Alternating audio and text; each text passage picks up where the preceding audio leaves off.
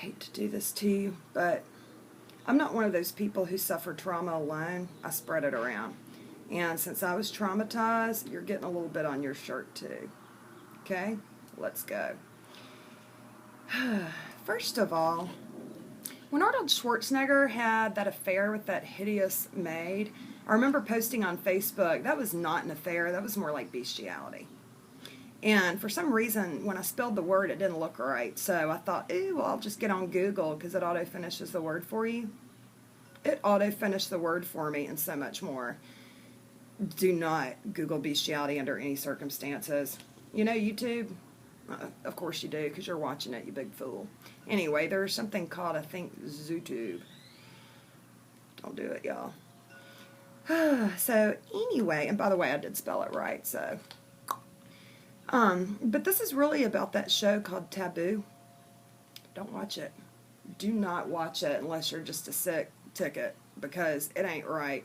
There's a man who's madly in love with his car's tailpipe.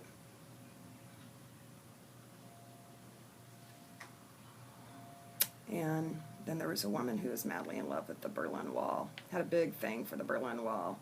Not just a thing, but like church lady lips. She had a thing for the Berlin Wall. And they asked her, they said, well, how do y'all do it? And she said, that's between me and the wall. Really, bitch? It ain't no big trick to figure out what you're doing. It's kind of like that girl who lingers for an exceptionally long period of time in the pool up against the little jet stream thing that comes out. Yeah. Same dance, different shoes. You know she's rubbing the man in the boat up against that wall. But it stole the last of my innocence. It really did. I just wanted to, and yes, I did have a little bit of can I talk? I did have a little bit of innocence left to lose, because I just wanted to go in the corner and suck my thumb, and I wanted my mother for about half an hour after I watched that show. And it's kind of like people who want to get beaten in the bedroom. Are you kidding me? You want to get spanked? Man, somebody slaps me and bitch, I'm back to normal.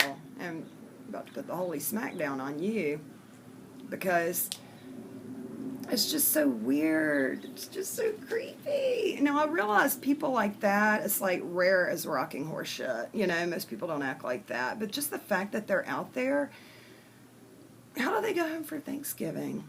I mean, don't they have jobs? How do they go back to work? I mean, what do you do at the water cooler on Monday morning? Go, hey, Bubba, it's real good with your tailpipe. I mean, I would not leave my car. I would make a tampon for my poor car's tailpipe if I had to work with that guy. Can you imagine how offended you would be if you came out to your car, say you're like long-term parking at the airport, and this perv is trolling around? If I caught somebody, you know, digging in my tailpipe in my truck, I would probably just die. I would just die just from being horrified. That would be it. Dead. Because I don't understand that. I don't even know how that stuff exists. Blow up dolls and pocket pussies. I mean, I had to be told what those things were. I literally had no idea. Because I don't go there. I won't even go into a sex shop. I was chased with a vibrator once at a bachelorette party, and I mean, somebody thought it'd be fun to turn it on and chase me with it because they knew what a little innocent nerd I was. And I mean, I wasn't running through the house like, ah. I was like, ah. You know, I ran and locked myself in the bathroom, would not come out until that girl and her little toy left. I had to watch her walk out to her car with that toy before I would come out. And so things like that are just so offensive and just so weird. And why you gotta tell folks about it? To me, that reminds me of this joke. Okay, you know my friend Donna who got beaten for not walking to church on a broken leg? Yeah. This reminds me of this joke that she always tells me every time I see her. I'm like, girl, you gotta tell me that joke, because it's so funny. And I probably won't be able to do it justice, but I'll try. So there's this preacher man. He's in front of the church, and he says, now I feel like somebody has something to confess. Come on, y'all. Get it off your chest. Let's go. It's Sunday. It's Lord's Day. Well, this man stands up and he says, well, times have been really hard lately.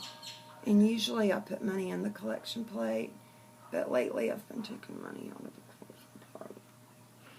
And the preacher goes, well, now it's okay. The Lord's a forgiving Lord. Just pray about it and he'll forgive you. We forgive you. Come to us next time you need some help. Don't do it again.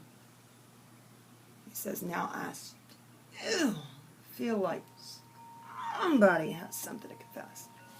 So this other fella stands up and he said, man, I've been cheating on my wife. Been having an affair. Bitch won't put out. Well, he didn't say that. Huh. Anyway, so the preacher says the same thing. Well, the Lord's a forgiving Lord. He'll forgive you. Just pray about it and do it again. So then same thing happens. I still feel like there's somebody out there with something to confess. Well, this old farmer man in the back of the congregation stands up and he said, I've been having sex with my goat. How about that? And the preacher goes, well, the Lord's a forget. And he goes, ooh, woo, I don't think I'd have told that. And I know I suck. That was horrible. But, you know, my friend Donna, man, I'll have to get her on here and let her tell you that joke. Because the way she says it's so funny. It's all the way she delivers. She just squalls that last line out. But everything that comes out of that bitch's head is funny anyway. She's one of those people, everything. It's just the way she says stuff. Like, she could be telling me that her dog got run over by a car, and I would just be like, you know, trying not to laugh because she's funny. Anyway. Well, I guess I'm going to get out and go jog. Y'all have a good 4th of July, and do not watch Taboo, because you will not be okay ever, ever again. And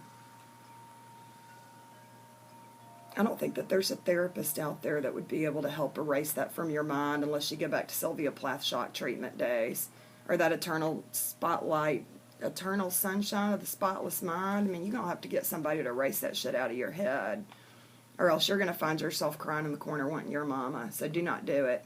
And I don't know, I mean, let your freak flag fly if you're one of those. But if you are, don't tell me about it. Don't tell me about it because I don't have any innocence left to lose. I'll be on ICU and paying back a debt that I can't repay with innocent shit. All right, y'all have a good 4th of July. Love ya.